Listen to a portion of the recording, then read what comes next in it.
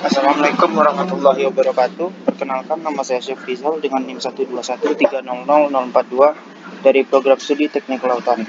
Di sini saya akan menjelaskan langkah-langkah untuk menyelesaikan suatu persoalan dengan menggunakan metode kekakuan langsung pada sebuah struktur. Pada struktur ini bisa dilihat bentuk dari strukturnya dengan beberapa gaya yang diberikan atau beban yang diberikan terhadap struktur tersebut, di mana beban horizontal dari elemen E sampai dengan elemen C itu sebesar minus 2 kN atau kilonewton per meter, dan beban angin yang diberikan kepada struktur AB itu sebesar 5 kilonewton per meter. Nah, langkah pertama yang harus kita lakukan yaitu menentukan derajat kebebasan dari struktur tersebut. Di sini pada struktur ini dapat kita lihat ada sekitar 6 derajat kebebasan struktur yang bisa kita hitung. Yaitu yang pertama ada di elemen B, di titik B. Pada titik B ini terdapat 3 derajat kebebasan, yaitu arah vertikal, horizontal, dan rotasi. Sedangkan pada titik C terdapat 3 juga derajat kebebasan struktur, yaitu arah vertikal, horizontal, dan rotasi. Nah, langkah berikutnya yaitu menentukan derajat kebebasan struktur terhadap elemen-elemen yang ada.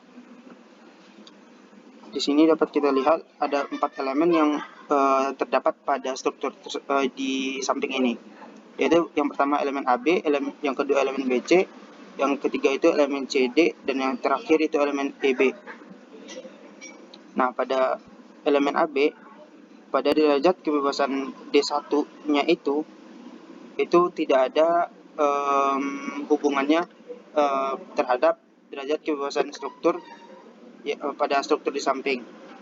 Begitupun pada derajat kebebasan elemen AB yang kedua dan yang ketiga. Sedangkan pada derajat kebebasan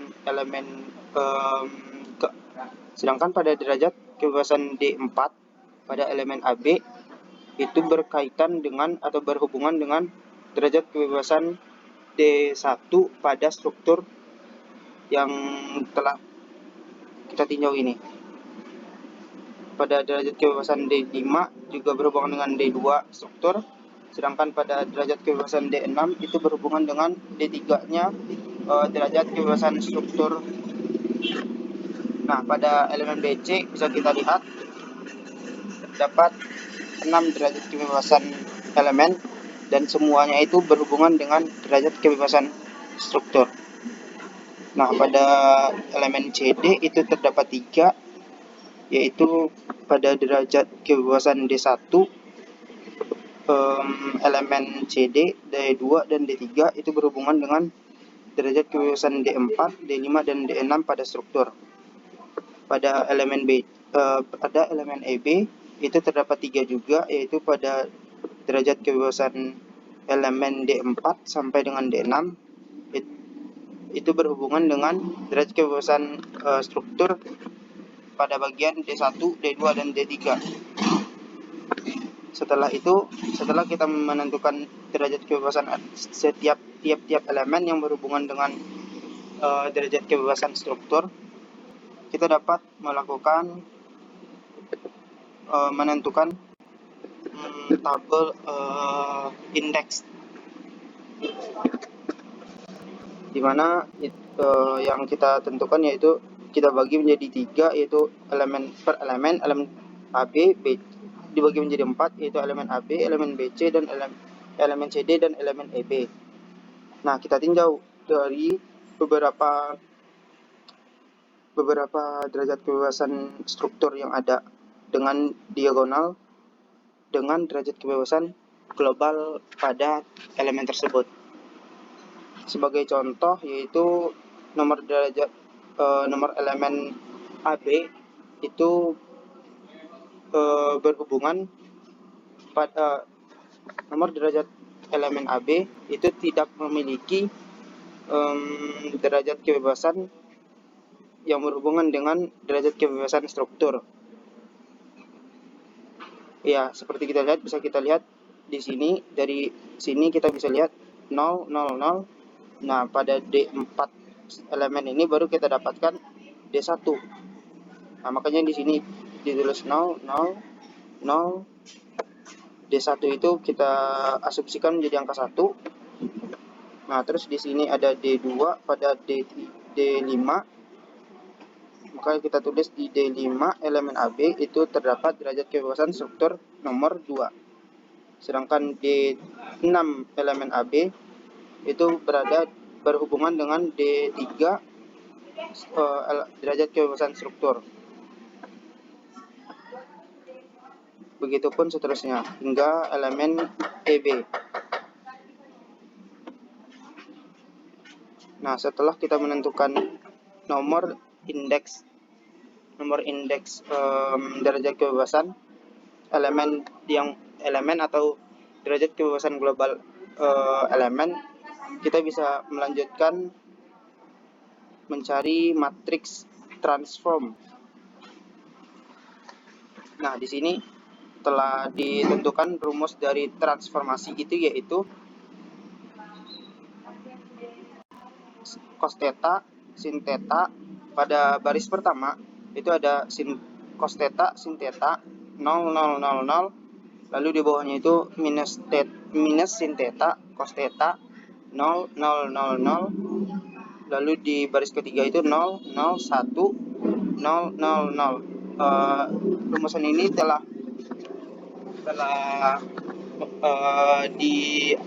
ada di dalam aturan untuk melakukan atau menghitung derajat kebebasan menggunakan metode derajat kekakuan langsung.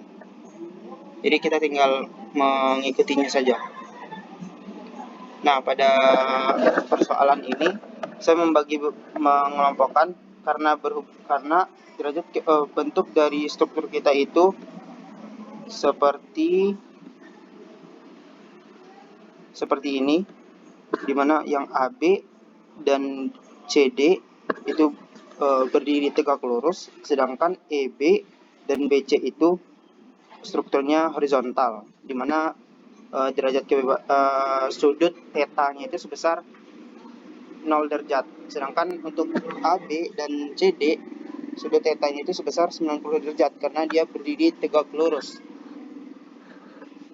Nah, makanya kita dapat mengelompokkan, yaitu cos dari 0 derajat yaitu sebesar 1, cos dari 90 yaitu sebesar 0, dan sin dari 0 derajat yaitu 0, sin dari 90 derajat yaitu 1. Nah, lalu kita kalikan, kita masukkan. Semisal untuk matriks transformasi dari elemen AB, yaitu yang kita masukkan rumus cos theta, dimana itu 0, cos theta sama dengan ini cos theta yaitu sebesar 1 derajat, karena AB itu masuk ke 90 derajat, jadi cos theta-nya itu yaitu 0 derajat. Makanya di sini cos theta-nya itu sebesar 0. Lalu di sampingnya itu rumusnya yaitu sin theta, di mana sin theta dari 90 derajat yaitu 1. Lalu yang di bawahnya pada baris kedua di kolom 1 yaitu minus sin theta. Minus sin theta, otomatis minus dari sin theta-nya 90 derajat yaitu 1. Jadi hasilnya minus 1. Lalu di kolom kedua, baris kedua yaitu cos theta, dimana cos theta itu yaitu cos dari 90 derajatnya yaitu ini.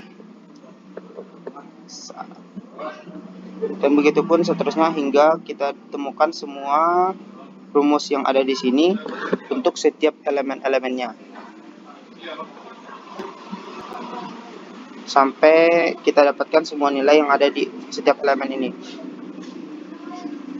Nah, ketika kita sudah mendapatkan matriks transformasi dari dari setiap elemen, maka dapat kita lakukan langkah selanjutnya yang kita lakukan yaitu menentukan matriks kekakuan elemen. Nah, di mana rumus yang pertama yang harus kita lihat yaitu kita harus menentukan dulu pada struktur yang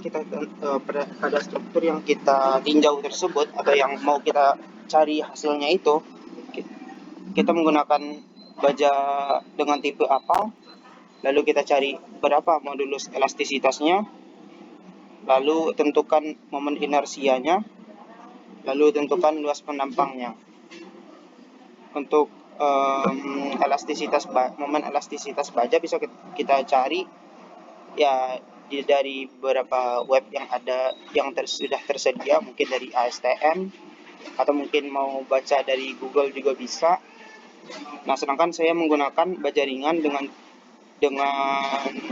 modulus elastisitas yaitu sebesar 210 MPa 210 GPa, yaitu sama dengan 210.000 MPa. Dengan satuan awalnya yaitu sebesar Newton per milimeter kuadrat. Sedangkan saya ingin mengkonversikan Newton per milimeter kuadrat tersebut menjadi Newton per meter pangkat 2. Nah, makanya saya kalikan dengan 10 pangkat 5. Dapatkan hasil seperti ini. Lalu untuk menentukan harus kita temukan juga momen inersianya, luas penampang, lalu panjang dari struktur yang kita tinjau tadi, di mana pada struktur ini saya meninjau panjang elemen AB yaitu sebesar 4 meter, elemen BC ini sebesar 5 meter, elemen CD ini 4 meter, dan elemen EB ini sepanjang 1 meter. Setelah itu kita masukkan rumus di setiap, kita masukkan rumus matriks kekakuan langsung di setiap elemennya dengan menggunakan rumus ini,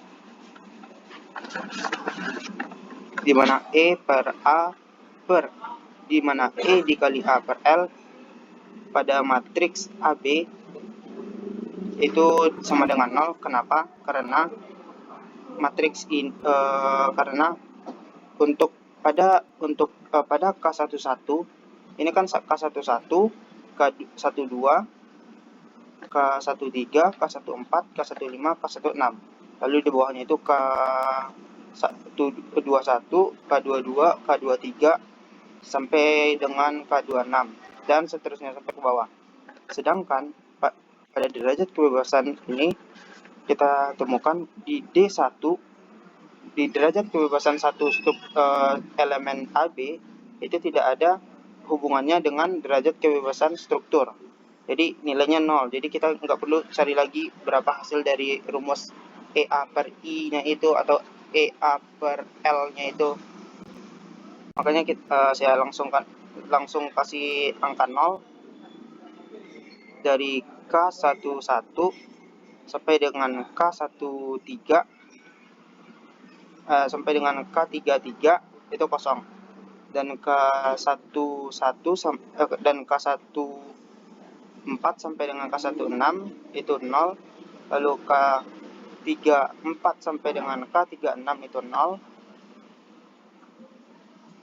sedangkan pada K44 sampai dengan K66 itu berisi semua. Jadi yang berisi itu yang ini, yang ditentukan nilainya itu yang bagian ini. Nah, terus sedangkan pada matriks ini, matriks elemen BC juga kita tentukan berdasarkan nilai dari derajat kebebasan. Karena pada